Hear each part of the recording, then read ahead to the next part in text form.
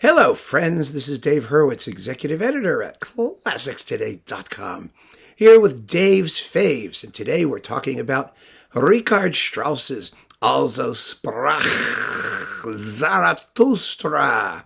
Thus spoke or spake or whatever, Zarathustra, the wonderful philosophical tome by Nietzsche, which, if you haven't read, you are probably lucky. I read it. I had to teach it. Oh, boy. Anyway, here's the bottom line. Also Sprach Zarathustra begins with that glorious sunrise, that was used in 2001, A Space Odyssey, and it's amazing. It's one of the most incredible passages in all of orchestral music. The only problem is, after that opening 3 minutes, the rest of it isn't nearly as interesting. And so, the job of the performers is to somehow get us through the other 30 minutes of the work and keep us listening. And there's all kinds of legends around this work. The second part actually has some fabulous noises too. At the beginning of the second part, it does this fweep, fweep, fweep, fweep, fweep, fweep, fweep, fweep, fweep, fweep, and the trumpet goes dum ba dum like that. Not like that. Not at all like that. But there's a very famous story with Bud Herseth at the Chicago Symphony with Reiner, because Reiner was like a masochist, sadistic torture person, and he would force the players to repeat very difficult passages over and over and over, and he kept saying to Herseth, "Do it!" And Herseth would go, "Ba-ba-da-ba," and Reiner would say, "Do it again!" And he would go, "Ba-ba-da-ba." And finally, and he was so good, finally he just said to Reiner, "How many times do you want me to do it?" Ha ha. It's like legendary, his ability to to beat Reiner at his own game.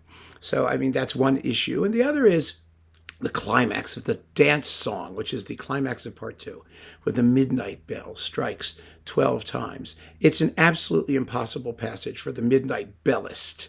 It really is. There's one recording that really gets it right, and that's Ormandy's RCA Remake, where it's obviously a recording artifact to make sure you hear those 12 bongs, clearly against the orchestra's going crazy, and it's a deep bell, and deep bell sounds are almost impossible to hear. They don't cut through orchestral textures, and if it's not a deep bell, then you just hear clank, like it's like an anvil, or you dropped a pan while you're cooking or something.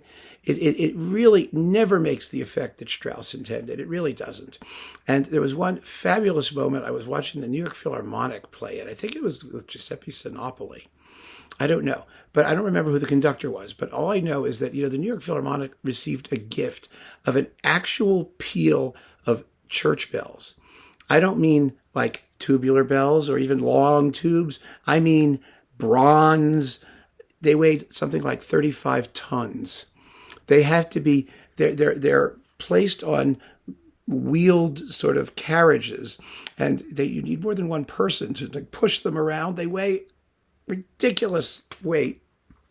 God knows what you'd use them for. Honestly, they make this deep, deep sound. To the extent you hear anything at all, it's more felt than heard. Anyway, they're doing this, Zarathustra, and because this thing is it's a gargantuan monolith, and they didn't even have it on stage initially because it would just detract attention from the whole rest of the performance. Everybody would be looking at it going, what the hell is, So they're doing the dance song, and they're getting to the climax, and all of a sudden, the doors of the wings open, and the percussionists wheel this sucker out, and they take this hammer thing, and they start going, bang! And they're right behind the second violins, and I thought the violins were going to get blown into the balcony. All of a sudden, you see them all just wincing, going, like this. It was very, very funny, and you couldn't hear a thing. It made absolutely no difference. That's the problem with Also Sprach Zarathustra, and you just have to live with it. That and the fact that it has that mysterious ending, quite similar actually to the ending of Petrushka about 20 years later, which is just an indeterminate, no noticeable key type ending that's going to, leave you questioning the meaning of existence. Well, I got news for you. I don't question the meaning of existence because of Also Sprach Zarathustra. But I do have a favorite performance, and it is Steinberg in Boston, coupled with a fabulous, exciting Holst of the Planets on this disc. Oh boy, this is one of the great discs of anything, I assure you. The reason this performance is so amazing is that he gets through it in 29 minutes and 56 seconds.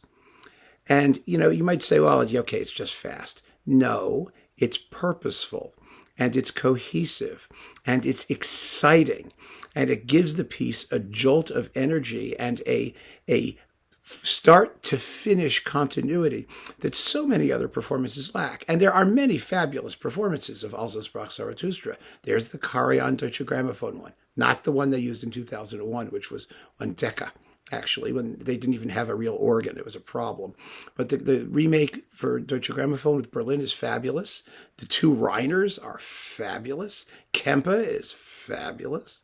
There's a million of them. There really is. But this one is simply the most exciting of all of the Zarathustras, and it does the most, I think, to make sense out of the rest of the piece. You actually want to listen forward and hear what's going to happen. And if you're disappointed at the end at what actually does happen, well, that's Strauss's fault. It's not Steinberg's.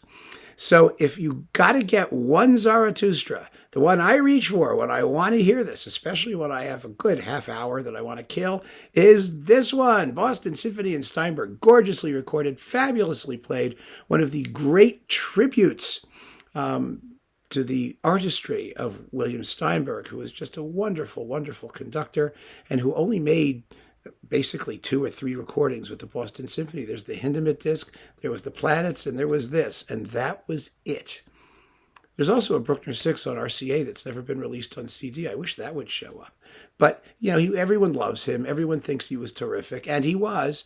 And he really understood this particular piece and gave it his all in this performance. It's a wonderful testament to his artistry and to the genius of Richard Strauss, who, when you play him right, sounds just fabulous. Absolutely fabulous. So keep on listening, friends. Thank you for joining me. Take care.